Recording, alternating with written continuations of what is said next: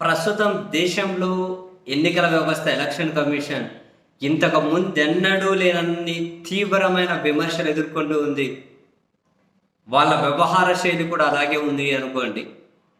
ఈ క్రమంలో వాళ్ళు ఓట్ల చోరీకి పాల్పడుతున్నారు, బీజేపీ దాని మిత్రపక్షాల కోసం అంటూ రాహుల్ గాంధీ గారు ఆధారాలతో సహా బయటపెట్టిన తర్వాత ఎలక్షన్ కమిషన్ పూర్తిగా మసకబారిపోయింది.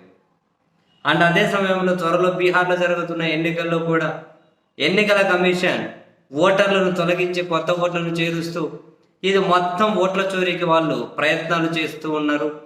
దాన్ని అడ్డుకోవాలంటూ సుప్రీంకోర్టులో చాలా పిటిషన్లు పడ్డాయి. ఈ క్రమంలో దీన్ని వరుసగా విచారిస్తూ వస్తున్నటువంటి సుప్రీంకోర్టు మొన్న ఎలక్షన్ కమిషన్కి ఆదేశాలు ఇచ్చింది. మీరు బీహార్లో తొలగించిన 65 లక్షల ఓట్లు ఏదైతే ఉంటాయో ఆ ఓటర్ లిస్టుని జిల్లాల వారీగా వెబ్సైట్లలో పబ్లిష్ చేయాలి, డిస్ప్లే చేయాలి. అండ్ ఫిజికల్గా కూడా అన్ని పంచాయతీ భవనాల్లోనూ ఆ లిస్టు డిస్ప్లే చేయాలి అని చెప్పి ఆదేశాలు జారీ చేసింది సుప్రీంకోర్టు. ఆ తర్వాత ఆ విచారణ ఈరోజు వాయిదా పడింటే ఈరోజు మళ్ళీ విచారించారు జస్టిస్ సూర్యకాంత్, జస్టిస్ జోయమాల బాగ్జీలతో కూడినటువంటి సుప్రీంకోర్టు త్రిసభ్య ధర్మాసనం కొన్ని కీలకమైన ఆదేశాలు పాస్ చేశారు. అండ్ అదే సమయంలోనే రాజకీయ పార్టీల మీద తీవ్ర ఆగ్రహాన్ని కూడా సుప్రీంకోర్టు వ్యక్తం చేసింది. బీహార్లో 65 లక్షల ఓట్లు డిలీట్ చేస్తూ ఉంటే రాజకీయ పార్టీలు ఏం చేస్తూ ఉన్నాయి? ప్రజల హక్కులను కాపాడడంలో మీదే కదా ఫస్ట్ పాత్ర. మీరు వాటికి ఎక్కడో దగ్గర అబ్జెక్ట్ చేయాలి కదా, చోద్యం చూస్తూ ఉన్నారా? అంత దారుణంగా జరుగుతుంటే మీరు ఏం చేస్తూ ఉన్నారు? ఎందుకు ఎవరు దీని మీద ముందుకు రాలేదు అని చెప్పి రాజకీయ పార్టీల మీద ఆగ్రహాన్ని వ్యక్తం చేసినటువంటి సుప్రీంకోర్టు ఇక్కడ మనం నోట్ చేసుకోవాల్సింది, ఇదే సుప్రీంకోర్టులో ఇంతకుముందు పిటిషన్లు పడ్డాయి. ఆర్జేడీ, కాంగ్రెస్ వీళ్ళందరూ ఏమని, బీహార్లో ఎన్నికల ప్రత్యేక సవరణ ప్రక్రియ ఆపేయండి అని. అప్పుడు సుప్రీంకోర్టు మేము జోక్యం చేసుకోము అన్నారు.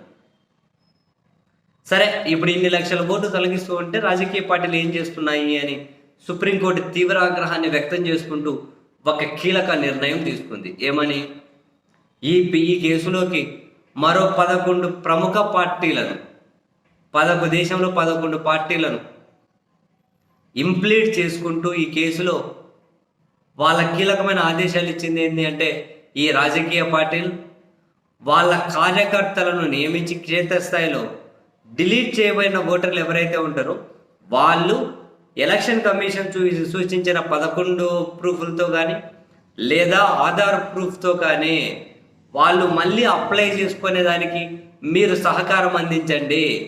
65 లక్షల ఓట్లు ఏవైతే తొలగింపబడ్డాయో వాళ్ళు మళ్ళీ ఆధార్ ప్రూఫ్ ఇచ్చిన లేదా వేరే ఇతర ప్రూఫ్ ఇచ్చిన వాళ్ళ ఓట్ని మళ్ళీ రెస్టోర్ చేయాలి. దీనికి కనుక పెద్ద ఎత్తున అప్లికేషన్స్ వస్తే ఎలక్షన్ కమిషన్ వాళ్ళు పెట్టిన గడువు ఏదైతే ఉందో మళ్ళీ ఓటర్లు అప్లై కోసం దాన్ని పొడిగించాలి. ఎక్కువ దాని మీద ఫిర్యాదులు వస్తే పొడిగించడంలో తప్పేం లేదు కదా అని ఎలక్షన్ కమిషన్ని కూడా సుప్రీంకోర్టు అడిగింది. సో తొలగింపబడ్డ ఓట్లు ఏవైతే ఉంటాయో ఆ ఓటర్లు వాళ్ళ దగ్గర ఉన్న ఏదో గుర్తింపు కార్డు, ఆధార్ అయినా పర్వాలేదు, ఆ గుర్తింపు కార్డుతో మళ్ళీ అప్లై చేసుకునేకి రాజకీయ పార్టీలు సహకరించాలి అని చెప్పి తదుపరి విచారణ వాయిదా వేసింది సుప్రీంకోర్టు. అంటే తొలగింపబడ్డ ఓట్లు ఏదో ఒక ప్రూఫ్, ఆధార్ అయినా పర్లేదు, అవి చూపించి మళ్ళీ ఓట్ అనేది అప్లై చేసుకోమని చెప్పారు. సో ఈ క్రమంలో మళ్ళీ ఎన్నికల కమిషన్ ఏం ట్విస్ట్ ఇస్తుందో చూడాలి.